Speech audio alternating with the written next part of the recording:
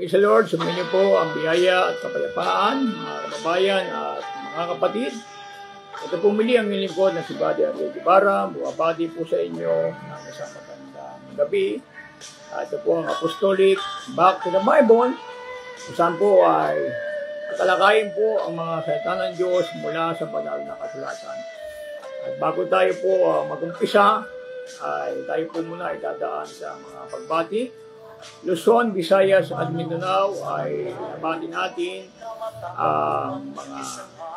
ang Apostolic Independent Mission sa ating lahat ng mga kapatiran. Pinabati rin po natin si Pastor Jeff Haspi, si Sister Deborah Haspi, ang kanyang may bahay, at Pastor Ronnie Rodriguez sa kanyang may bahay, Pastor Marlon Kapalungan sa kanyang may bahay. Sa lahat po ng mga kapatiran na patuloy po sumusubaybay sa Apostolic Back to the Bible, pinabati rin po natin si Brother Ruben Payon, isang elder sa ating church, sa kanyang may bahay si Imelda. Ganyan din po pinabati natin si Brother Nelson Durmal na patuloy sumusubaybay sa programang ito. Diyan sa gawain, sa Bagbagin, Bulacan, si Brother B-Boy Alones, at kay Sister Betty Alones dyan sa mga kapatiran dyan. At gayon din, binabating rin natin si Sister Ariela Guevara, aking kapatid, Sister Arlene Guevara sa Bulacan, at kay Ate Eden Ayunting, binabating ko siya ng isang magandang gabi. At kay Sister Nelia sa ating kapatiran sa Amerika, binabating po natin siya ng isang magandang gabi. At kung anumang oras sa Amerika. At palahin po tayo ng ating Panginoong Diyos, mga kaibigan, at sa ating mga viewers. At tayo po ay magpapatuloy sa ating topic. At bago po tayo mag-umpisa, ay tayo po ay mananalangin. Na inang Diyos na makapangyarihan sa lahat, kami po ay lumalapit sa iyo at magpapakumbaba. Tayo po ay magbigay ng karunungan, kaalaman, Panginoon, sa iyong lingkod, Panginoon. Aming mga pagkukulang, mga kasalanan sa iyo, Panginoon, sa isip, sa taas, sa gawa, Ama. Dalisayin mo, Lord, ang aming puso. Gamitin mo, Lord, ang programang Apostolic Back to the Bible bilang isang kasangkapan, Panginoon, sa mga tao, Panginoon, upang sila po ay maliwanagan ng mga salita ng Diyos mula sa banal na kasulatan. Maraming po salamat, Ama. Pinupuri ka namin at pinapasalamatan sa tanging pangalan ni Jesus. Amen. Pagin po ang Panginoon at binabati rin po natin ang family Ayag dyan po sa Valenzuela. Sister Michelle na patuloy po sumusuporta sa Apostolic Back to the Bible and also sa kanyang pamilya dyan sa Venezuela. Din si Evangelist Enriles Ugmayan dyan po sa Venezuela. Siya po ay patuloy na sumusubaybay sa Apostolic Back to the Bible. At nakaraan po mga kaibigan sa ating mga viewers ay tinalakay po natin ang tungkol po sa pamumuno ng isang babae sa iglesia. Maaari ba ang babae maging pastor o maaari ba ang babae na siya ang pamuno sa loob ng iglesia? Ito po ay tinalakay natin.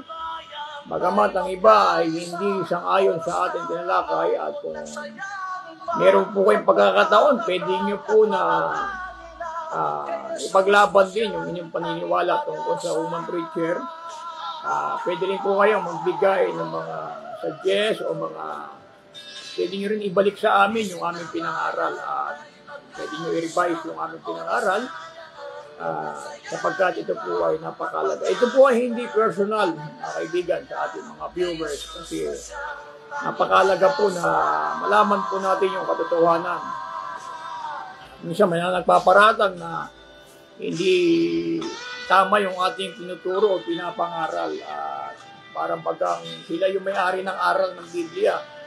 So, nakikita raw kung sino talaga yung nagtuturo ng katotohanan, kung sino yung tamang mahawak na tunay na aral.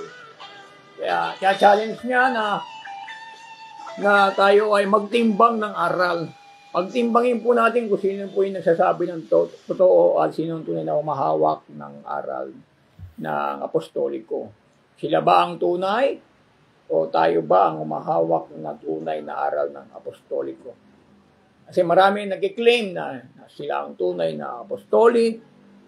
Para bagang sila yung absolute na hindi ka pwede magturo ng iba, sila lang. Kumbaga sa parang sila may-ari ng aral. So parang sila yung nakipag-conversation kay Jesus Christ na para bagang sila ang inutusan. So mahirap po na sabihin po natin na tayo po mahawak ng aral, apostoliko, parang kayo lang ang inutusan, kayo lang may karapatan mangaral ng salita ng Diyos. Pag mayroon nangangaral ng salita ng Diyos, pinokondemn ninyo. Parang pinapalabas, kailangan tama, kayo ang nakakaalam. So, pagtitimbangin po natin kung sino po talaga ang nakakaunawa sa Biblia at sino po ang nakakaalam.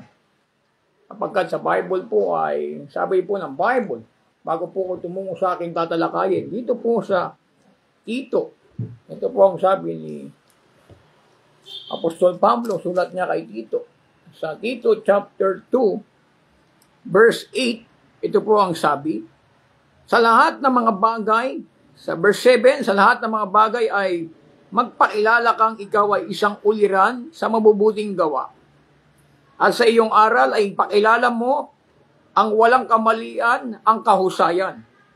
Pangungusap na magaling na hindi mahahatulan, upang sila na sa kabilang panig ay mahiya nang walang anumang masamang masabi tungkol sa atin. Sabi po ni Apostol Pablo ay, pangungusap na magaling na hindi mahahatulan upang silang nasa kabilang panig ay mahiya na walang anumang masabi tungkol sa atin. So yun po napakahalaga po mga kaibigan at sa ating mga viewers na lahat po tayo, meron po tayong karapatan mangaral ng salita ng Panginoon. At kung tinanggap po natin yung banal na Espiritu ay tayo po merong kapangyarihan upang tayo po ay mangaral ng mga salita ng Diyos. Hindi lang po kayo ang merong karapatan na mangaral ng apostolikong aral. Hindi naman kayo ang original na binigyan ni Kristo ng aral na apostoliko. Binasa nyo lang ang Biblia. At hindi pa po kayo tao, ang Biblia po ay tapos na, mga kaibigan, sa ating mga kapatid. Kaya hindi lang po kayo ang may karapatan mangaral ng apostolik na doktrina. At sasabihin nyo para bagang kayo pinakatama, wala nang ibang tama liban sa inyo. Parang kayo ang absolute na huwag kayong makinig sa iba, sa amin lang kayong makinig.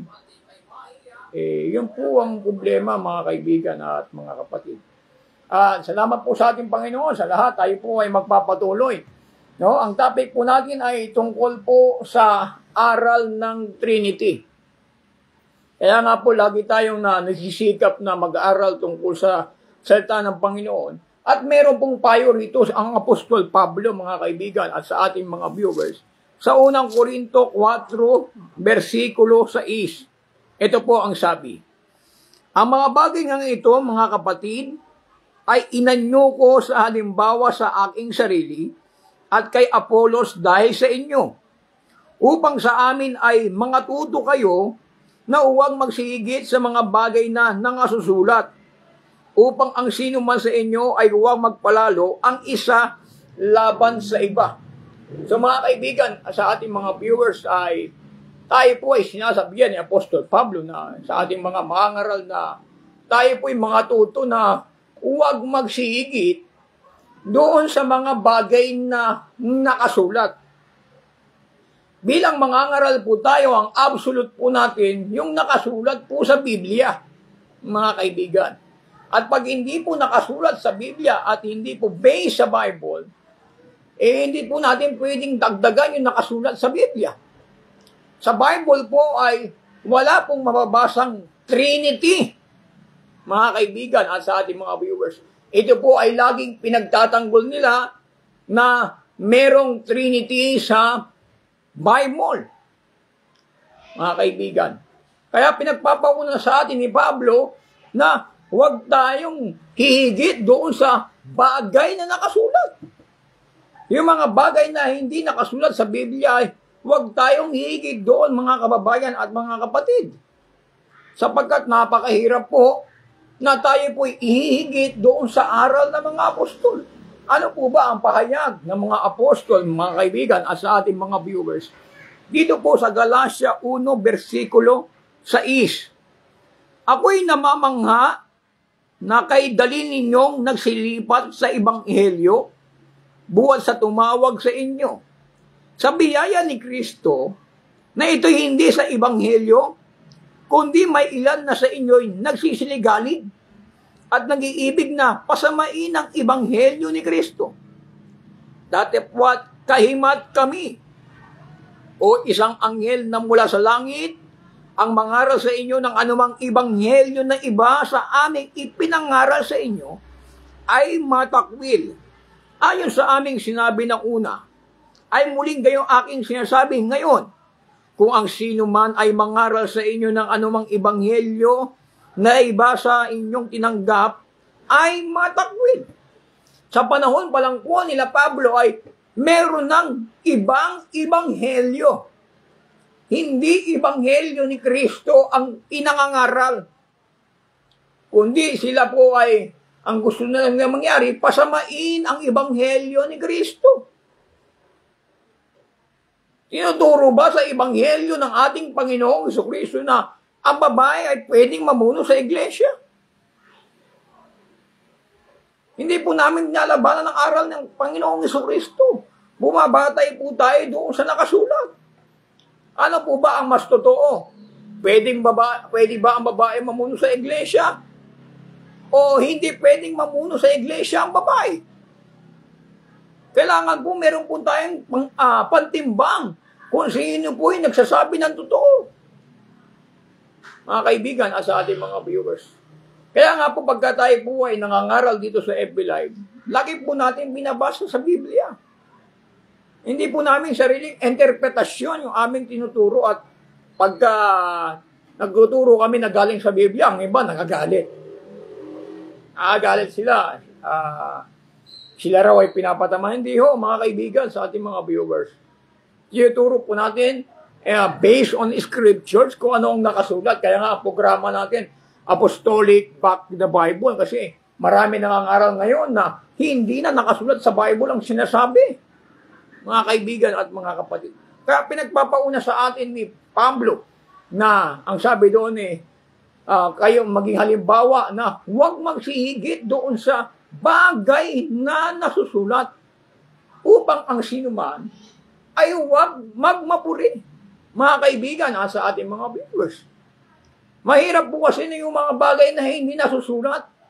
Mahirap po natin ipaglaban yung doktrina na hindi naman nasusulat sa Biblia. At mahirap po na tayo po magbangon ng doktrina na hindi naman po sang-ayon sa Biblia.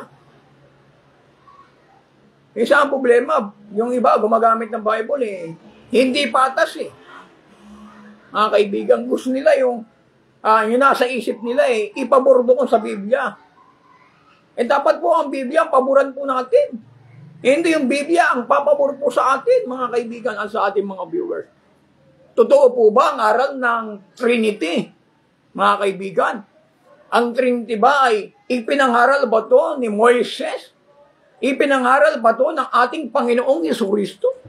Ipinangaral ba ito ng mga apostol? Mga kaibigan, sa ating mga viewers. Tingnan niyo po. Ayon po dito po sa Merriam-Webster's, ang kahulugan po ng Trinity ay ito: the unity of the Father, Son, and Holy Spirit as three person and one Godhead. Ito po isa sa mga kahulugan ng Trinity, the unity of the Father and the Son and the Holy Spirit as three person and one Godhead. Ang pagkakaisa ng Ama, Anak, at Espiritu Santo na ang tatlong persona sa pagkadiyos. Ito po mga kaibigan, ang kahulugan ng Trinity ayon sa Merriam-Webster, mga kaibigan at mga kapatid. Ngayon po, ang Trinity po ba mga kaibigan ay itinuro po ba ng banal na kasulatan? Ayon po sa isang preacher ng mga Trinitarian, ayon po kay George Washington Truwell, ang sabi niya, ipaliwanag mo ang Trinity, masisira ang iyong bait. Ngunit, sabi rito, Ngunit kung ire-reject mo ang Trinity, mapapahamak ang iyong kaluluwa. Pagka ang Trinity raw ay pinaliwanag mo, masisiraan ka ng bait. According to George Truwell. But pag nireject mo ang Trinity, mapapahamak naman ng iyong kaluluwa. Hindi mo alam kung saan ka tutungo eh. Hindi mo alam kung anong direksyon ng aral na ito eh. Pag pinag-aralan mo, mababaliw, masisiraan ng bait. Pag nireject mo naman, mapapahamak ang iyong kaluluwa. So, magkakaroon ng palaisipan, mga kaibigan. Kaya ang sabi ni George Truwell, na ang Trinity ay mananatili itong misteryo. Ito ay hiwaga. Yung pagka-Diyos ay hiwaga na hindi nahahayag sa mga tao. Paano magiging hiwaga ang Trinity? Hindi nga nakasulat ang Biblia sa Trinity. Ang Trinity nga, hindi nakasulat sa Biblia. Ano ihahayag mo sa Trinity? Hindi nga nakasulat sa Biblia. Mga kaibigan, sa ating mga viewers. At ay hindi mga kaibigan, sa isang Trinitarian na manunulat na si Mark Frackler, sabi niya, ang Trinidad ay katulad ng pinakamahirap na puzzle na kahit pinakamatalinong teologyo ay hindi ito lubusang maunawaan. Sabi po ni Mark Frackler na isang manunulat, isa itong Trinitarian, ang Trinity raw ay parang puzzle, mga kaibigan, na napakahirap na puzzle at kahit sino pinakamatalinong nag-aaral ng theology ay hindi ito lubusan na nauunawaan ayon sa kanyang aklat na the greatest idea in the Bible. Sulat po ni Mark Frackler na mahirap na puzzle daw ang Trinity at hindi ito mauunawaan sapagkat ang Trinity ay isa raw itong misteryo at mananatili itong misteryo. Ay ito ay hindi kayang pag-aralan ng tao, mga kaibigan at mga kapatid, ang tungkol po sa Trinity. Ngunit ang pagka-Diyos po, mga kaibigan, hindi ang Trinity. Yung pagka-Diyos, ito po ay ipinahayag na po sa atin, mga kaibigan at mga kapatid. Sapagkat ang nakalagay po sa Biblia, pakinggan niyo po ang payag po sa Biblia, dito po sa aklat ni Pablo, sa Roma 1, versikulo 19, ito po ang sabi, sapagkat ang nakikilala tungkol sa Diyos ay hayag sa kanila. Because that which may be known and God is manifest in Him. For God has shown it unto them. Sa Tagalog, sapagkat ang nakikilala tungkol sa Diyos ay hayag sa kanila, sapagkat ito'y ipinahayag ng Diyos sa kanila. Ipinahayag pala ng Diyos sa kanila yung nakakakilala sa Diyos. Yung tungkol sa nakakilala sa Diyos ay hayag sa kanila, sapagkat ito'y pinahayag sa kanila. Ano po ba ang pinahayag ng Diyos sa atin? Tuloy po natin sa 20. Sapagkat ang mga bagay niyang hindi nakikita, buhat pa ng langit ang sanlibutan, ay nakikitang maliwanag, sapagkat ito sa pamagitan ng mga bagay na ginawa niya, maging ang walang hanggang kapangyarihan at pagka-Diyos, upang sila'y walang madahilan. So napakalinaw po, mga kaibigan. Ang ipinahayag pala, mga kaibigan, ay walang hanggang kapangyarihan at ang kanyang pagka-Diyos. Ang pagka-Diyos po, mga kaibigan, hindi po ito mystery. Hindi po ito mystery, mga kaibigan. Kundi ang pagka-Diyos, ito po ay ipinahayag. Mula pa, sabi ni Pablo, kung ulitin po natin, mga kaibigan, sapagkat ang mga bagay niyang hindi nakikita, buhat pa ng nalangin, ang sanlibutan ay nakikitang maliwanag. Yung mga bagay pala na hindi nakikita, mga kaibigan, na buhat pang lalangin ang sanlibutan, ay nakikitang maliwanag. Sabi po ng Biblia, sapagkat ito sa pamagitan ng mga bagay na ginawa niya, maging walang hanggan niyang kapangyarihan at pagka-Diyos. Yung pagka-Diyos pala, mga kaibigan. Hayag na po ito. Hindi po mystery ang pagka-Diyos. Kundi ito po ay ipinahayag na yung kanyang walang hanggang kapangyarihan at pagka-Diyos. Ito'y pinahayag na upang ang mga tao ay wala nang madahilan. Sino itong misteryo ng Diyos? Yung mystery ng Diyos na ipinahayag na, mga kaibigan, at sa ating mga viewers. Painggan niyo po kung sino ito. Dito rin po sa Roma, hindi po tayo lalayo ng aklat. Dito po sa 16, ito po ang sabi sa versikulo 25. At ngayon sa Kanya, na makapangyarihan na sa inyo'y makapagpapatibay, ayon sa aking ebanghelyo at sa pangangaral ni Jesucristo, ayon sa pahayag ng hiwaga na natago sa katahimikan ng panahong walang hanggan. Meron palang hiwaga na natago sa katahimikan panahong walang hanggan. Meron palang panahon na walang hanggan at may hiwagang nakatago doon. Ano yon? Tuloy po natin. Datapwat nahayag na ngayon sa pamamagitan ng mga kasulatan ng mga propeta. Yung natagong walang hanggan, mga kaibigan, sa natago sa matahimik na panahon ng walang hanggan, ay nahayag na ngayon sa pamamagitan ng kanyang mga propeta, sa kasulatan ng mga propeta. Sino ito?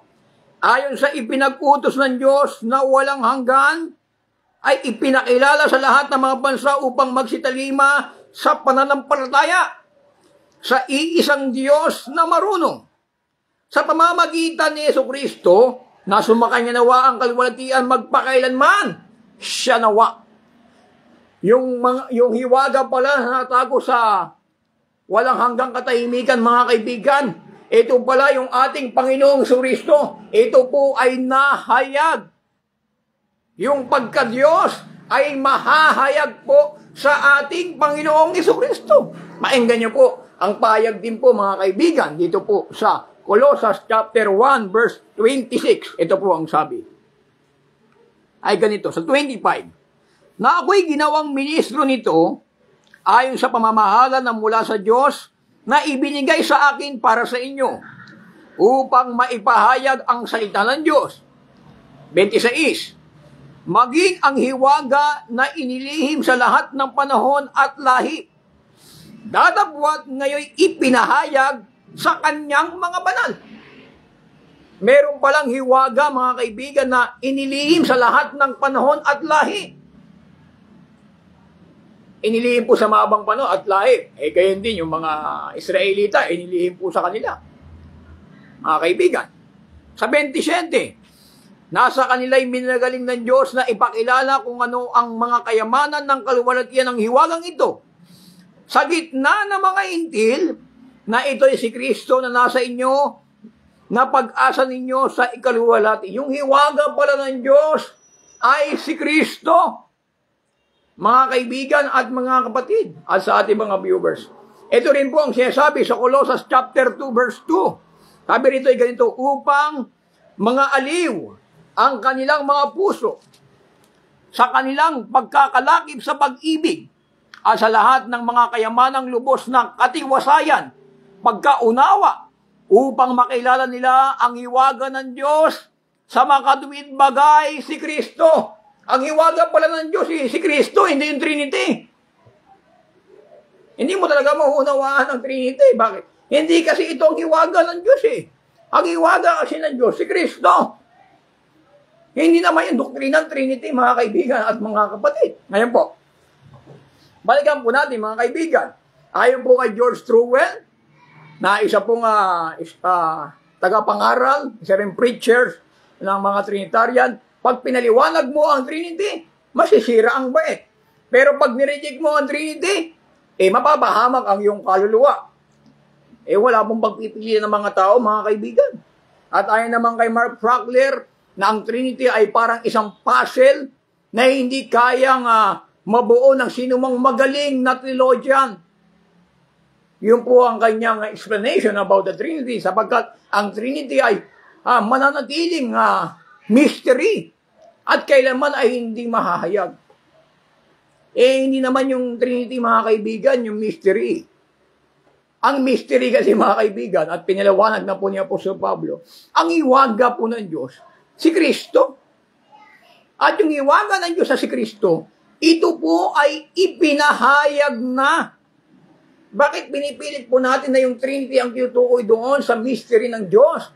Ang mystery po ng Diyos ay hindi po ang Trinity, kundi ang mystery po ng Diyos ay walang iba kundi ang Panginoong Jesucristo. Ngayon po, mga kaibigan, sa ating mga kapatid, ano po ba ang kahulugan ng salitang Trinity? Ayon po sa New International Encyclopedia, Volume 22, page 476, ito po ang kahulugan.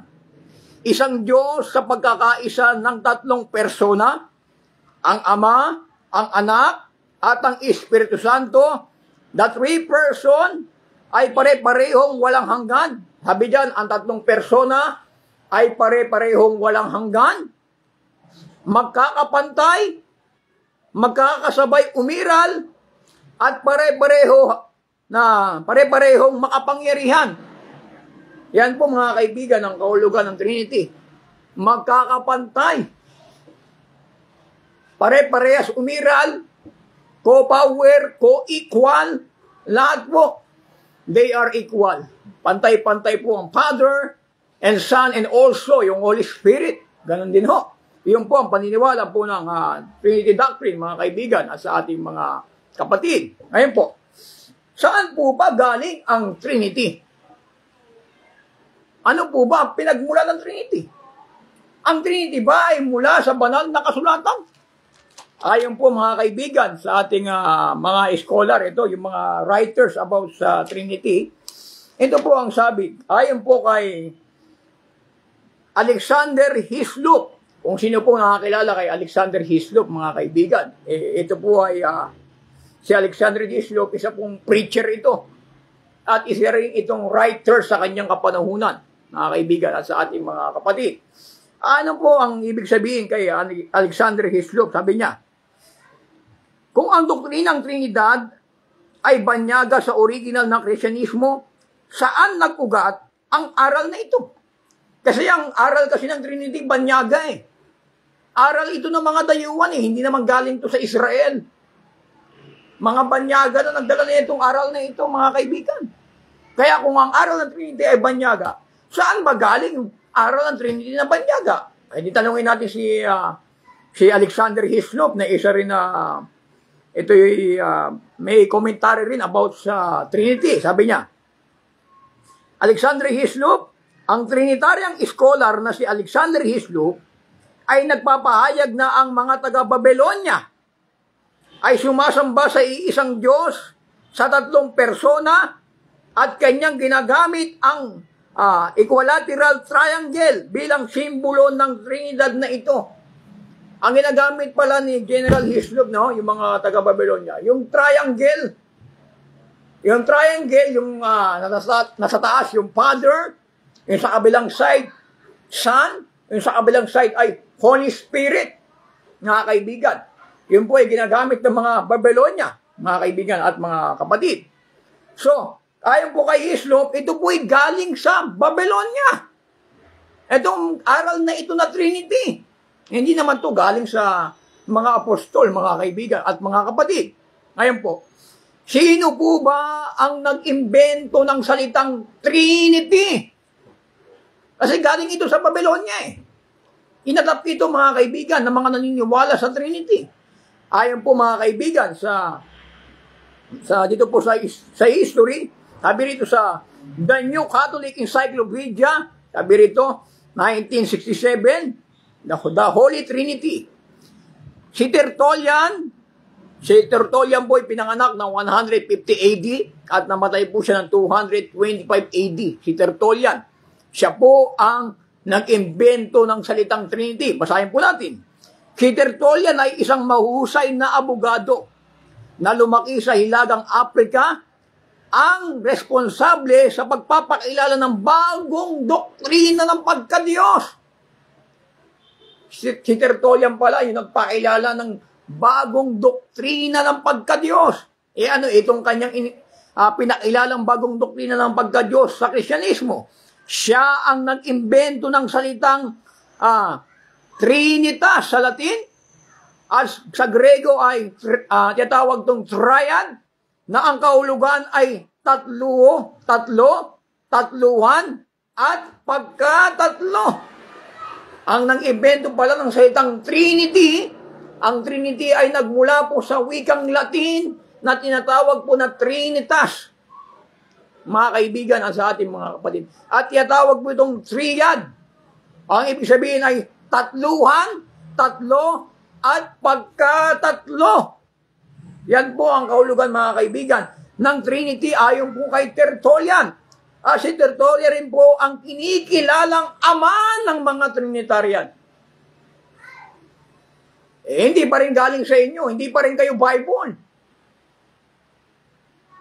Yung term pala na Trinity, galing kay Tertullian . Si Tertullian pala ay nag-imbento ng salitang Trinity. Hindi naman pala yung mga apostol. Hindi pala galing sa mga apostol ang aral ng Trinity. Mga kaibigan, sa ating mga viewers. Iyon po ang mahirap. Kung tatanggilikin po natin yung inimbentong doktrina sa pagka-Diyos, na ang tao ang nag-imbento, mahirap po ito, mga kaibigan at mga kapatid. Mahirap po sa ating mga kababayan kung ano yung mga imbento na hindi kilalang aral. Yun ang tinatangkilik . Yung nakasunod sa Biblia, ayaw nila tangkilikan. Mas gusto kasi ng tao na kasinungalingan, ayaw nila ng katotohanan . Mga kaibigan, sa ating mga viewers. Kaya ang term na Trinity, ito po ay inimbento ni Tertullian. Hindi po ito. Ang Trinity, hindi po pinagmulan niya ang Biblia. Kaya nga po, ang Trinity ay salitang banyaga. Hindi galing sa mga apostol. Wala po sa mga apostol, sa mga lingkod ng Diyos, from Old Testament to New Testament, na sila po ay gumamit ng term na Trinity. Wala po, mga kaibigan, at sa ating mga kapatid. Kaya saan po galing? Kaya nga, sabi ni Pablo na huwag tayong higit doon sa bagay na nakasulat. Kung ano ang nakasulat sa Biblia, yun dapat yung ating tanggapin. Ay po ang mahirap. Kung ano pa hindi nakasulat, yung pa yung tinatanggap natin. Yung nakasulat, ayaw po natin tanggapin. Bakit kakailanganin pa natin ng Bible kung hindi natin tinatanggap yung nakasulat dito? At yung mga hindi nakasulat, parang yung pa yung absolute, no? Parang yung pa ang totoo na hindi nakasulat, mga kaibigan at mga kapatid. Yung po ang masakit . Kaya yung iba ayaw ng katotohanan . Kasi ang katotohanan, mga kaibigan, masakit po talaga. Na kailangan natin tanggapin. Kaibigan. So, si Tertullian ang nag-imbento ng salitang Trinity. At nagkaroon po ng Council of Nicaea doon po sa Council of Nicaea ng 325 AD ay pinatawag po ni Emperador Constantine ang mga leader ng mga simbahan upang doon ibuo ang aral na Trinity na galing doon sa pinagtanggol ni Arius, mga kaibigan. Kaya ang naging fundamental doctrine ng Roman Catholic Church ay Trinity. Sapagkat ito po ay kanilang inayos sa Council of Nicaea noong 325 AD. Doon nila inayos yung kanilang mga doktrina at sila po ay itinipon ni Emperador Constantine upang yung kanilang aral doon nila buuhin. Doon yung aral na kailangan ang bata bautismuhan, doon din yung aral na limbo, mga purgatorio, doon po, mga kaibigan, binuo doon sa kanilang pulong, mga kaibigan, at sa ating mga viewers. Doon din yung aral ng Trinity. Wala pong mga apostol na nangaral ng Trinity, mga kaibigan. Kundi ang pinapangaral po ng mga apostol ay meron lamang iisang Diyos. At yung iisang Diyos na ito, mga kaibigan, at sa ating mga viewers, ito po ang ating tagapagligtas, mga kaibigan, at sa lahat po. Bati natin si Sister Ariela na Libara na sumusubaybay sa Dubai. Sa lahat po sa inyo, mga kaibigan. Ano pa po, mga kaibigan, sa ating mga kapatid? No? Sabi po ni Hislop, ni Alexander Hislop, na merong mga Trinity doon sa Babylonia. Sino-sino po ba ito sa ang mga Trinity na ito na tinatawag na Trinity sa Babylonia, mga tatluan? Ito po ang sabi. Si Nimrod, si Tammuz, at si Meseramis, ang kauna-unahang tatluhan o Trinidad. Ang kauna-unahan palang Trinity ay si Nimrod. Alam po natin mga kaibigan, si Nimrod, siya po ang nagpatayo ng Tower of Babel. At yung Babel na ito mga kaibigan, ay ito rin po ay tinawag na Babylonia. Sa panahon po natin mga kaibigan. No? Babel, at ito po ay, dito po nag-umpisa ang Babylonia term. Ito po ay tatluhan Trinidad ng mga taga-Babylonia na siyang ugat ng lahat ng Trinidad sa buong mundo. Galing pala sa Babylonia, yung aral ng Trinidad. Ay hindi galing sa Biblia. Hindi galing kay Moises. Hindi galing sa 12 apostles. Hindi galing sa mga propeta. At gayon din, hindi rin po galing sa ating Panginoong Kristo. Ang ugat pala ng Trinity, ito po ayon kay Alexander Hislop, ito po ay nagmula sa Babylonia. Mga kaibigan, at ang mga Trinidad na ito po ay si Nimrod, si Tammuz, si Meseramis. Ito po ang kauna-unahang Trinidad. At marami pa pong kumopya sa Trinidad na ito. Tuloy po natin. Okay, siyang ugat ng lahat ng Trinidad sa buong mundo. Sa Trinidad din ito nagmula ang mga terminong Diyos Anak. Galing pala sa Trinity yung salitang, yung word na Diyos Anak. Wala po sa Bible ang Diyos Anak. Hindi po natin mababasa sa Biblia ang Diyos Anak. Kasi kung Diyos na yung anak, hindi po na siya tatawag doon sa Diyos Ama. Kasi Diyos Anak na nga siya mga kaibigan. At dito rin sa terminong Trinidad, tinawag yung Ina ng Diyos. Sa term ng Trinidad, Ina ng Diyos at Ina at Anak ng Diyos, mga kaibigan at mga kapatid. Si Nimrod, si Tammuz, si Meseramis. Yung Diyos Anak, Ina ng Diyos, at ito po ay hiwaga ng kalaunan ay ginagamit na hango ng mga makabagong Trinitarian, mga kaibigan. Kaya po marami. At yung Diyos, Ina na ito, mga kaibigan, sa kalagayan ni Meseramis, ito po ay nagbabagong anyong pangalan. Siya rin po yung tinutukoy na Madonna. At doon naman sa Efeso, ito rin ay nagbago ng pangalan. Siya rin tinatawag na Diana sa Efeso, mga kaibigan at mga kapatid. Ito po ay itinago sa iba't ibang pangalan. At ngayon po, sa ating kasalukuyan, ito po ay tinatawag nilang si Maria. Magpunta na tayo mga galit, mga kaibigan. Kami po ay sabi lang po namin ang katotohanan. Sana ho, wag po kayong mga galit. Ayan po. Si Tammuz daw ay Diyos Anak sapagkat inikilala ng mga taga-Babylonia na si Nimrod ay Diyos at si Tammuz din daw ay Diyos. Si Nimrod, si Tammuz ay anak ng Diyos o Diyos Anak. At si Nimrod naman ay Diyos. Sa makatuwid, si Nimrod ay Diyos. Ito po sa Biblia, ito po ay Father, yung kanyang katumbas doon sa Bible. Pero sa Babylonia, siya, ang Diyos nila ay si Nimrod as a father. At si Tammuz naman ay anak ng Diyos kasi anak ito ni Nimrod, mga kaibigan. At gayon din mga kaibigan, si Meseramis daw ay ina ng Diyos. Sabihin siya yung nanay ni Tammuz. Parang family God to mga kaibigan at mga kapatid. Itong Trinity na ito ay pamilya. Si Nimrod ang ama, si Tammuz ang anak, at yung ina ay si Meseramis. Ito po ay Trinity sa Babylonia, mga kaibigan. At sa ating moderno, mga kaibigan, ay ito po ay yung Meseramis po na Diyos Ina. Ito po ay sa kalagayan ni Maria. Ikinapit po nila ito kay Maria, mga kaibigan. Kaya marami naniniwala si Maria, siya po ay ina ng Diyos. Wala pong ina ang Diyos. Sapagkat ang Diyos is God is from everlasting to everlasting. Siya po'y mula sa walang pasimula hanggang sa walang hanggan, bago pa nagkaroon ng bundok. Sabi po ng Bible, pakinggan niyo po, ang pahayag po ng Biblia sa Psalms chapter 90. Ano po ang sabi ng banal na kasulatan, mga kaibigan? 90 verse 2. Ito po ang sabi. Napakalinaw po, mga kaibigan. Ito po ang sabi ng Biblia.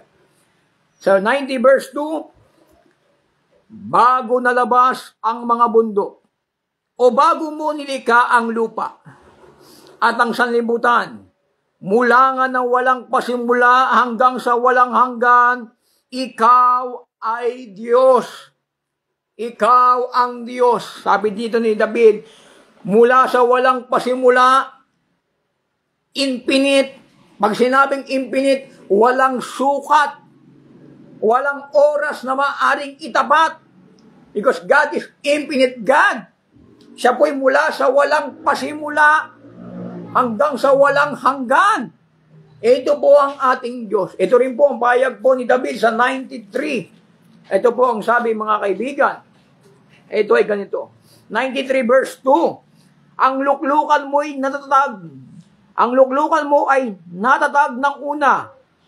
Ikaw ay mula sa walang pasimula. Napakalinaw po, mga kaibigan at mga kapatid. Thy throne is established of old. Thou art from everlasting. Siya po'y mula sa walang pasimula. Siya po'y from everlasting to everlasting. Yan po ang ating Diyos. Wala po siyang Diyos ina, mga kaibigan at mga kapatid. Sapagkat si Maria po ay tao lang na agaya natin. Hanggang ngayon po si Maria patay po. Hindi po siya umakyat sa langit. Sapagkat yung namatay na ipinako sa krus, ang Panginoong Jesucristo lamang po ang umakyat sa langit. Pakinggan niyo po ang pahayag po ng Panginoong Jesucristo sa 3:13 ng 1. Ito po ang sabi, mga kaibigan, at sa ating mga viewers. At walang umakyat sa langit, kundi ang nanggaling sa langit, sa makatuwid bagay ang anak ng tao na nasa langit. Sabi po ni Kristo, walang umakyat sa langit, kundi ang nanggaling sa langit, sa makatuwid bagay ang anak ng tao na sa langit. Si Maria ba'y galing sa langit? Doon ba nagmula si Maria, mga kaibigan at mga kapatid? Si Kristo lang po ang nanggaling sa langit.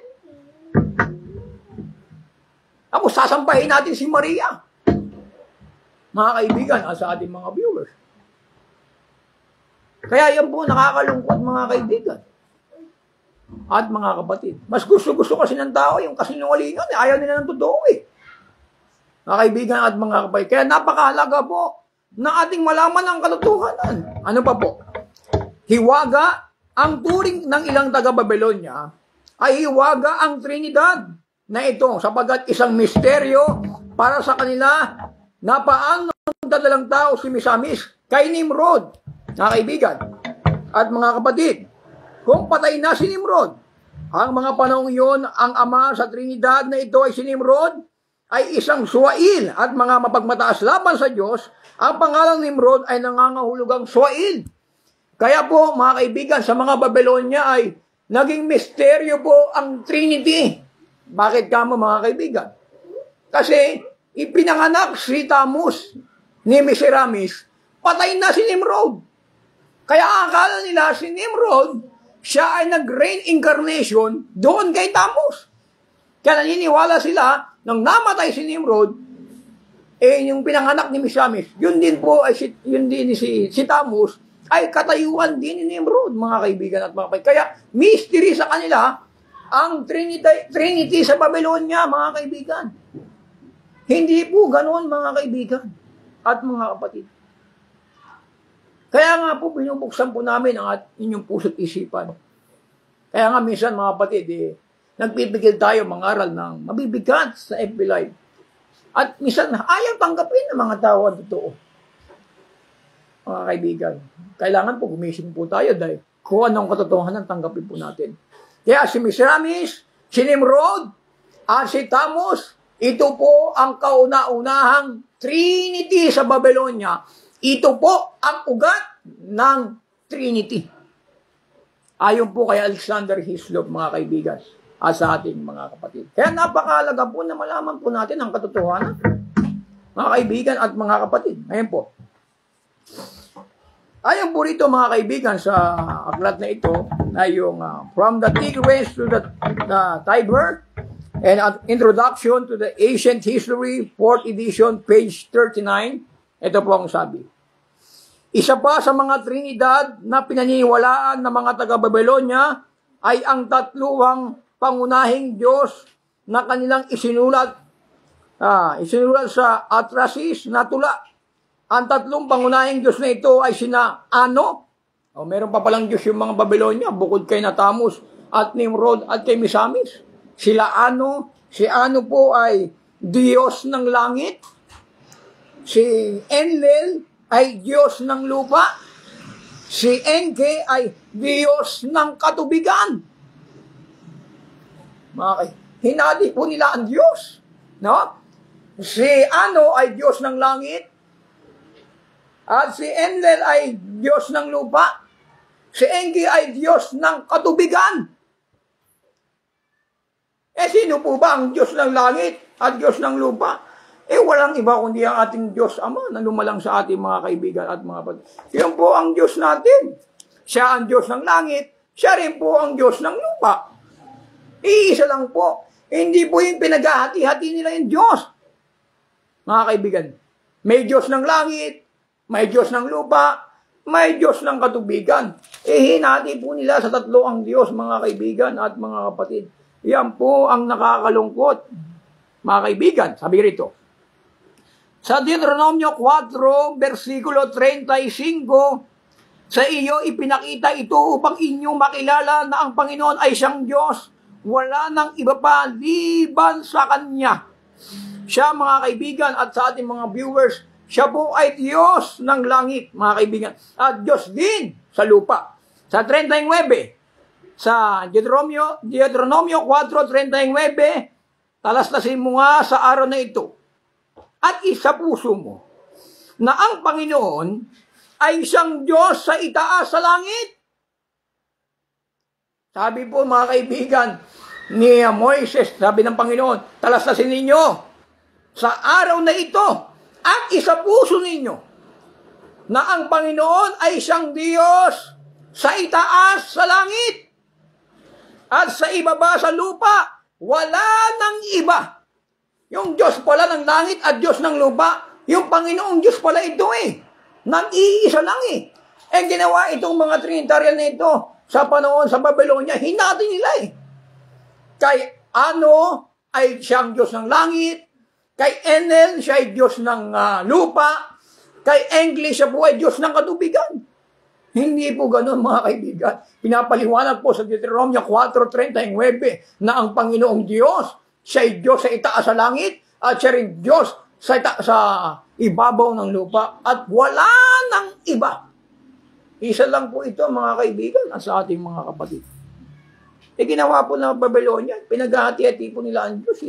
Kinatay ninyo ang Diyos. Para bagang iba yung Diyos sa langit at iba rin ang Diyos sa lupa. Iba din ang Diyos doon sa tubig. Mga kaibigan at mga kapatid. Iyon po ang nakakalungkot. Pero ang Diyos po natin, siya po ay Diyos sa langit. Siya rin po ay Diyos sa lupa. Wala nang iba sapagkat siya po ang gumawa ng lahat ng mga bagay. Pati po natin si Jomar Sagedon. Ito aking katrabaho ito, mga kaibigan, sa ating mga kapatid. Yan po ang aral ng triad, mga kaibigan. Iba pang mga Diyos na naglilingkod sa dakilang triad na ito. Marami pa ito, mga kaibigan. Maging po sa mga matatandang Assyria at sa mga Serbia ay meron pong aklat si Alexander Hislop ay mayroong makatatlong pagka-Diyos sa mga matatandang Assyria at sa mga Siberia. Ayon sa aklat ni Alexander Hislop ay mayroong mga tatlong pagka-Diyos. Kanyang inuungkat ng gusto na ang Trinitarian idea ay namumula sa Babyloniang kulto na Trinidad. ang Nimrod, banal na anak, si Tammuz, at ina ng Diyos, si Semiramis. Ang matandang Ehipto ay mayroon ding Trinidad. Kita nyo mga kaibigan, hindi lang pala sa Babylonia may Trinidad. Pati pala doon sa Ehipto, meron din pong mga Trinidad. Sino ito? Isa na rito si Rama, si Amon, at si Pata. Ewan ko kung pagkabasa rin si Peta, ay pinagsama-sama bilang tatlong sagisag ng isang makatatlong pagkadiyos ang Ehipto. May Diyos po ang mga Ehipto, mga kaibigan, tatlo rin. Si Ra, si Amon, si Pata. Ito po Trinidad ng Egyptian. At bukod po sa kanila, meron pa po si Osiris, si Horus, at si Isis. Hindi lang tatlo yung Trinidad nila. Dalawang klaseng Trinidad sa Ehipto. Lumalabas, 6 na ang Diyos nila. Napakabigat po nito mga kaibigan at mga kapatid. Sa Bible po, siya lang po ang Diyos na dapat natin paglingkuran. Ano pa po? Gayon din mga kaibigan, yung mga Egyptian meron, yung mga Assyria at sa mga Serbia, at meron din po yung mga Hindu. Mga Hinduismo, mga kaibigan. Ang Hinduismo ay may isang makapangyarihang Trinidad na mula sa matandang kapanahunan ay sina Brahma, ang manlilikha. Sa Hinduism, mga kaibigan, meron po silang Trinidad din. Si Brahma ang creator, si Shiva ang mamumuksa. Okay. At si Vishnu ang tagapag-ingat. Tatlong Diyos din ito ng Hinduism. Si Brahma ang creator, si Shiva ang mamumuksa, at si Vishnu ang tagapag-ingat.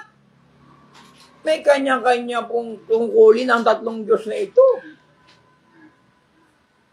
Napakahirap po maglingkod sa tatlong Diyos. Sapagkat sabi ni Kristo sa Matthew chapter 22 verse 37 na hindi ka makapaglilingkod. Sabi doon na ibigin mo ang Panginoon ng buong puso mo at buong lakas mo at buong kaluluwa mo at buong pag-iisip mo. Paano mo maiibig ang Diyos ng buong lakas, buong kaluluwa at buong pag-iisip kung tatlo sila? Yung isa nga, hirap nga ibigin tatlo pa kaya? Yung isang ang Diyos, mahirap pa to pa rin yung utos ng isang Diyos na iyon. Tatlo ba kaya ang Diyos, mga kaibigan at mga kapatid? Meron po ang Assyria na Diyos at mga Serbia. Ang mga Egyptian, meron po silang Trinity. Ang Hinduism, meron po silang Trinidad. Ano po ang sabi ng mga, gayon din po ang mga Budismo. Yung mga sumasamba ay Buddha. Yung Buddha, meron din Trinity. Pakinggan niyo po. Ang Budismo ay mayroon ding isang uri ng Trinidad. Ang paaralang Budismo ng Manyang ay mag-aaral ng tripling katawan o triyangka o Buddha reality. Ang una ay ang walang hanggan, cosmical reality. Ang pangalawa ay makalangit na kapahayagan ng una. At ang pangatlo ay makalupang sumasamba sa estatwa ng Buddha na 3 ulo. Yung mga Buddhism pala, meron din Trinity. Buddha na 3 ang ulo. Ewan ko mga kaibigan, mga kapatid. 3 ang ulo, pero ang katawan isa. Ano kaya yun? 3 utak, pero ang katawan isa. Magulo po mga kaibigan at mga kapatid. Ano pa po? Ang matandang mistikong reliyon ng China ay mayroon din namang opisyal na Trinidad na makapangyarihang mga Diyos na ang mga emperor. O yung mga Chinese din, yung mga China. Meron din silang mga matandang mistikong reliyon ng China na meron silang makapangyarihang mga Diyos na mga emperador. Sino-sino ito? Ito po si Lao Tzu at Ling Pao. Tinatawag na 3 kabanalan. Si Lao, si Tzu at si Ling Pao. Tinatawag na 3 kabanalan. Ginaya nila yung Diyos ng Babylonia. Nag-ugat sa Babylonia ang Trinity at gumaya ang mga Assyria at meron din ang mga Ehipto na Trinity ang Buddhism, ang Hinduism, meron po silang kanyang-kanyang Trinity, mga kaibigan at mga kapatid. Hindi na po sila nag-base sa nakasulat sa Bible. Yan po ang masakit. Pero hanggang ngayon, maraming mga ngaral, pinaglalaban pa rin ang doktrinang Trinity. Saan natin dadalhin ang ating mga tupa? Saan po natin dadalhin yung ating mga miyembro? Kung patuloy po natin ipaglalaban ang doktrinang Trinidad, mga kaibigan at mga kapatid. Yan po ang masakit, mga kaibigan. Ano pa? Sabi rito, ang paganong paniniwala ng Trinidad ay tatlo ang ginagamit sa aspeto ng filosofiya. Ginagamit din pala yung Trinity sa filosofiya. Mga kaibigan. Ano pa? Ang pilosopong Trinidad ay lumitaw mula kay Plato. Ito po si Plato, ito po ay the greatest philosophy ito sa history, mga kaibigan. Kaya meron siyang mga paaralan na Platismo. Dito nag-aaral at dito sa kanyang paaralan na Platonismo ay meron po silang aral na Trinity. Yung aral ni, yung pilosopong aral ni Plato, galing din yun sa Ehipto Yung kanyang ideyang Trinidad, galing yun sa Ehipto, mga kaibigan. At hindi talaga galing sa kanya yung original na idea. At ito po ay inadapt yung mga pilosopiyang aral, mga kaibigan at mga kapatid. Yan po ang napakahirap. At marami pong na-impluensyahan, maging ang iglesia ng Panginoong Jesucristo, maging ang mga Kristiyano ng una. Yung iba, pinipilit nila na tanggapin ng mga tao ang aral ng Trinity. Ayan po ang mahirap, mga kaibigan at mga kapatid. So sabi ni Plato, si Plato po, hindi po yung Plato na pinggan. Si Plato, ito pong philosopher, sabi nga rito, si Plato po ay pinanganak ng 429 AD, namatay po siya na BC, at namatay ng 347 BC. Si Plato ay naniniwala siya sa banal na triad ng Diyos. Idea at ang daigdig na ito ay pinaliwanag ang trials, trial. So naniniwala po si Plato, no, yung kanyang philosophy ay niwala po siya sa Trinity. Pero ang idea niya po ay hindi po galing sa kanya, kundi ang idea po ni Plato sa philosophy tungkol po sa Trinity ay galing po ito sa Ehipto, mga kaibigan. So po, kaya napakahalaga po, mga kaibigan, na malaman po natin ang pinagmulan po ng Trinity. Yan po ang masakit. Ito po ayaw po tanggapin ng mga tao na kanilang katwiran. Brother Ariel, porket ba hindi nasusulat sa Biblia, hindi na totoo? Yun po ang kanilang katwiran Kaya nga hindi nasulat sa Biblia kasi hindi nga totoo. Kasi kung totoo yan, nakasulat yan sa Biblia. Sapagkat ang salita ng Diyos ay pawang espiritu at pawang buhay. Kaya sabi ni John, chapter 17, verse 17, pakabanalin mo sila sa katotohanan, ang salita mo ay katotohanan. Ang lahat po nakasulat sa Biblia po ay mga katotohanan, mga kaibigan. Kaya nga sabi ni Pablo, kung katotohanan po ang nakasulat sa Biblia, dapat wag po tayong higit doon sa bagay na nakasulat. Ginagawa po ng iba, gumagawa po sila ng aral Bakit kailanganin mo pa ang Bible kung gagawa ka pa ng ibang doktrina liban sa Biblia? Mga kaibigan at sa ating mga kapatid. Kaya yan po ang nakakalungkod. Sa lahat po, mga kaibigan. Kaya din po si Justin Martin, mga kaibigan, siya rin po ay nagbansag ng Trinity. Pinagkalaban din po ni Justin Martin, no? Dito po sa kanyang, sa sulat po sa Britannica Encyclopedia, Volume 15 Edition, page 645 to 646, si Justin Martin ay pinanganak ng 100 AD, namatay po siya ng 165 AD. It means, 65 years old po namatay si Justin Martin. Sabi rito, pinakatanyag na tagapagtaguyod ng aral ng Trinidad ay isang Griegong pilosopo. Sa mga unang siglo, ang kanyang mga sulat, ang kumpirmadong unang pagkatapos ng Kristyanismo kapahayagan, sa Griegong filosofiya, siya ay dating pagano na nakumberte sa Kristyanismo sa lugar ng Epeso, malapit sa Torquay kung saan siya nag-aral sa Stoic at Platonic. na filosofiya na iniisip ni Justin Martin na ang tanyag na filosopo na si Plato ay tumanggap din ng kapahayagan ng Trinidad sa pamagitan ni Moises. Sabi ni Justin Martin, si Plato na isang philosopher ay nakatanggap ng kapahayagan kay Moises. Iba naman ang aral ni Moises kay Plato, mga kaibigan eh. Nakuha kasi ni Plato yung idea na Trinity doon sa Egyptian, hindi kay Moises. Bakit? Naniniwala ba si Moises sa Trinity? Hindi naman naniniwala si Moises sa Trinity. Sapagkat ang Diyos ni Moises ay iisa lang. Pakinggan niyo po sa isang talata ng Biblia sa Deuteronomio chapter 6 verse 4. Ito po ang sabi, mga kaibigan, at sa ating mga viewers na patuloy na sumusubaybay. 6:4, dinggin mo, Israel, ang Panginoon nating Diyos ay isang Panginoon. Ang paniniwala po ni Moises, ang Diyos natin ay isang Panginoon. Hear of Israel, the Lord our God is one Lord. Malinaw po yan, mga kaibigan at mga kapatid. At gayon din po, mga kaibigan, ang sinasabi niya sa 32:8 in the same books. Ito rin po, mga kaibigan, sa 32:8, no? Ito po ang sabi. Palain po tayo ng ating Panginoon. 32:8, nang ibigay ng kataas-taasan sa mga bansa ang kanilang mana, na kanyang iniwalay ang mga anak ng tao, na kanyang ilagay ang hangganan ng mga bayan, ayon sa bilang ng mga anak ni Israel. No, parang iba atay na natin, no? 38:2.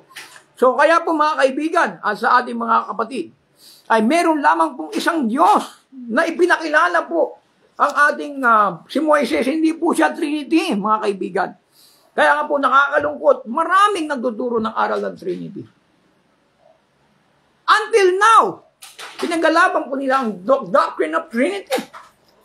Alam ko naman ang mga taong ito, ang mga pastor na ito ay matatalino. Alam naman nila ang history ng Trinity kung saan galing.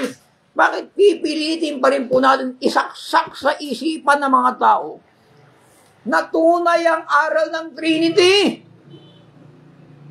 Maawa naman kayo sa mga kaluluwa ng mga taong nadadaya ninyo. Mga kaibigan, yun po ang nakakalungkot. Kaya meron pong isang Diyos na ipinakikilala ang ating propetang si Moises. Hindi po naniniwala si Moises na tatlong Diyos. Hindi po siya naniniwala sa Trinity. Kaya ang pinangaral ni Moises, iisang Diyos. Ang ipinangaral din ng ating Panginoong Kristo, may isang Diyos. At ang pinangaral din ng mga apostol, may iisang Diyos. Kaya yan din po ang ating pinapangaral. Meron pong iisang Diyos. Mga kaibigan, wala pong Trinity sa Biblia. Maging sa Bible, walang record na Trinity. Maging sa mga historical record, sa mga encyclopedia, o ano mga source, mga kaibigan, ay wala pong Trinity sa Bible. Kaya nga po, pinag-iingat po tayo ni Pablo. Ano po ang sabi ni Pablo? Sa Colosas 2, versikulo 8, ito po ang sabi. Kayo'y magsipag-ingat, baka sa inyo'y may bumihag sa pamamagitan ng kanyang filosofiya. Sila Plato po, mga dakilang mga philosopher ito mga kaibigan. Kailangan mag-ingat po tayo. Ano pa? At walang kabuluhang pangdaraya ay sa salit-sabi ng mga tao ay sa mga pasimulang aral ng sanlibutan na di ayon kay Kristo.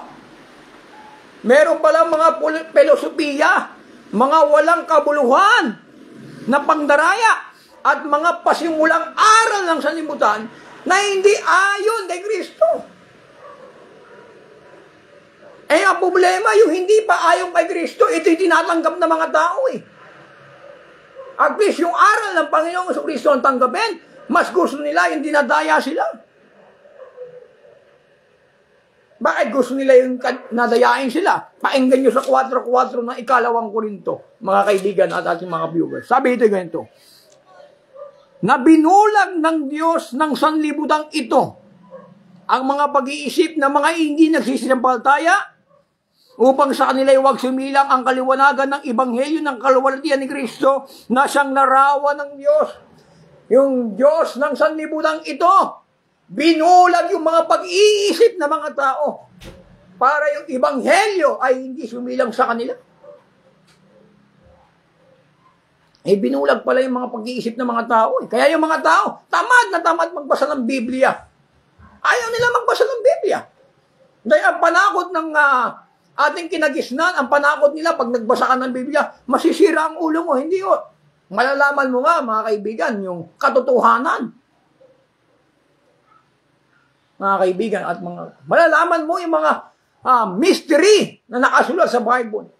Malalaman mo na, dinadaya ka ng mga ngaral sapagkat meron kang batayan. Kaya nga ayaw tayo pabasahin ng una kasi ayaw nila na mamulat tayo sa katotohanan. Gusto nila na bulagin tayo doon sa kamalian. Kaya yan po ang nakakalungkot, mga kaibigan. Kaya yung mga tao, mga hindi nagbabasa ng Biblia, sila po'y binubulag ng kalaban. Marami pong lumaban sa Bible. At yung mga lumaban po sa Bible ay hindi po mga pangkaraniwang tao ito, mga kaibigan. Ito po ay mga kilalang mga tao. Hindi lang po ito mga miyembro. Tingnan niyo po kung sino po yung mga lumaban sa Bible. Unang-una pong lumaban, si Emperador Diocletian. Noong 303 CE, ay kumilos siya na tuwirang labanan ang Biblia. Sa pagsisikap na lipunin ang Kristyanismo, ay pinag-utos niya na sunugin ang lahat ng Biblia Kristiyano. Si Emperador Diocletian, mga kaibigan, pinasunog niya po ang Biblia. Bakit? Ayaw kasi nila mamulat ang tao sa katotohanan. Kaya niya nga pinasunog At yung panakot sa atin, pag magbasa ka ng Biblia, masisiraan ka ng ulo. Hindi po yun totoo. Sino pa po, mga kaibigan, ang mga lumaban sa Biblia? Si Papa George VI. Si Pope George VI. Laya mo, Pope ito, isang Pope nilabanan ng Biblia. At si Innocentes III. Anong ginawa ni Pope George VI at ni Innocente III? Anong ginawa nila? Ay nanguna sa pagsisikap ng Iglesia Katolika na hadlangan ang pagsasalin ng Biblia sa karaniwang wika ng mga tao. Yung umahadlang pala upang isalin ang Biblia sa iba't ibang wika ng mga tao, isa palang Pope, isang leader sa Iglesia. Isang Pope na si Pope George VI at si Innocente III. Sila ang humahadlang na hindi matranslate ang Biblia sa iba't ibang wika. Kaya nga naglaban yung Protestante at Katoliko Kasi ayaw pumayag ng Katoliko na yung Biblia ay maisalin sa iba't ibang salin. Bakit? Kasi mabubuksan kasi ang isipan ng mga tao. Kaya nga nila pinatay si Jose Rizal Bakit? Si Jose Rizal kasi hindi naniniwala sa Trinity. Hindi rin naniniwala si Jose Rizal sa limbo. Hindi rin siya naniniwala sa purgatorio. Makikita nila si Rizal magiging sagabal sa kanilang plano. Kaya ginawa nila, pinatay nila si Jose Rizal. Buti nilang si Jose Rizal, nakapagsulat siya ng dalawang aklat na Noli Me Tangere at El Pelibus Esterismo. Yung mga pinagkagawa ng kalokohan ng mga praile, ng mga Espanyol, na mga aral na hindi mula sa Diyos. Kalahin mo, tayo po mga kapatid ay naniniwala tayo sa Diyos. Pasasambahin tayo ng mga Espanyol sa kahoy, sa bato. Sila po nagdala ng aral dito sa Pilipinas Ayan po ang mahirap, mga kaibigan at mga kapatid. Nakaaway po ng mga Espanyol ang mga Pilipino rito. Ginahas po ang mga Pilipino. Tapos pagbalik nila, magpapakilala sila ng reliyon. Tapos ang ginawa naman natin, tinanggap natin yung pinakilala nila. Ayan pong nakakalungkot. Kaya nga ayaw nila pabasahin ng tao ng Biblia kasi malalaman ng tao yung lihim ng mga Espanyol na ito na nagtuturo na hindi ayon sa Biblia.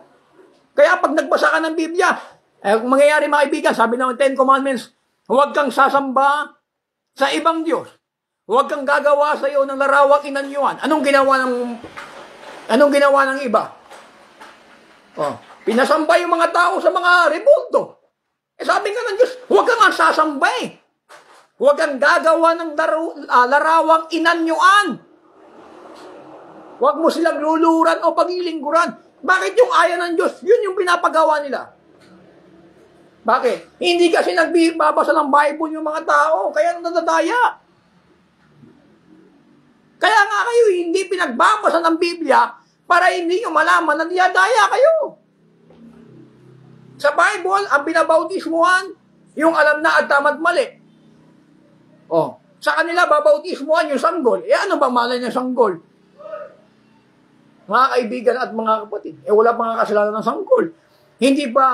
Ang sanggol hindi pa kaya magsisi sa kanya nagawang kasalanan. Kasi sa Bible, ang binabautismuhan ay marunong nga sumampalataya at sa pagsisisi na nagawang kasalanan. Yung limbo, wala sa Bible. Yung purgatorio, wala rin sa Bible. Ang nga sa Bible po, langit at impyerno. Saan galing yung mga aral na ito? Yan pong nakakalungkot. Yung pagrurosaryo, wala naman sa Bible. May mabasa kayo sa Bible? Ang mga apostol, yung mga unang iglesia, gumamit ng rosaryo? Wala naman ganun mga kaibigan. Buksan po natin, isipan natin. Magbasa po tayo ng Biblia. Para malaman natin na niyadaya tayo. Kaluluwa po ang pinag-uusapan. Kaligtasan ng kaluluwa ang pinag-uusapan dito, mga kaibigan. Namabuksan po natin ang puso't isipan natin. Wag po tayong padaya. Magbasa po tayo ng Biblia, mga kaibigan. At mga kapatid, pagpalain po kayo ng ating Panginoong Kristo at binabati po natin ang ating si Christian Anting, si Antonio Moring, no? Nakikinig. So, pagpalain po tayo ng Panginoong Kristo. Sino ngayon po ay overtime na po tayo at pagpalain po tayo ng Panginoong Kristo, mga kaibigan, at sa ating mga viewers. At muli po, ito po yung lingkod na si Buddy Ariel Ibarra. Mabati po sa inyo ng isang magandang gabi. At tayo po ay manalangin bago tayo po magtapos. Dahil ang Diyos na makapangyarihan sa lahat, kami po ay malapit sa iyo, nagpapakumbara. Buksan niyo po ang puso't isipan, Panginoon, ng mga viewers, sa lahat po na sumusubaybay ng programang Apostolic Back to the Bible. Mga Panginoon, ay sila po ay basa ng Biblia upang maliwanagan po sa mga bagay na ito na aming pinahayag, Panginoon. Marami po salamat, Ama. Kayo po ang aming pag-asa, kayo po ang aming tiwala. At buksan niyo po ang puso't isipan ng mga tao, Panginoon, upang sila po ay makapaglingkod sa iyo na walang sagabal. Maraming po salamat, Ama. Pinupuri ka namin at pinapasalamatan sa tanging pangalan ng Panginoong Hesus. Amen. So pagpalain po tayong lahat, mga kaibigan, at sa ating mga viewers. Sana po wag po tayong mga galit. Hindi po ako galit, mga kaibigan. Binibigyan ko lang po ng kapamigatan ang mga aral ng mga salita ng ating Panginoon Diyos na mula sa Biblia at pagpalain po kayo ng ating Panginoong Hesus Kristo.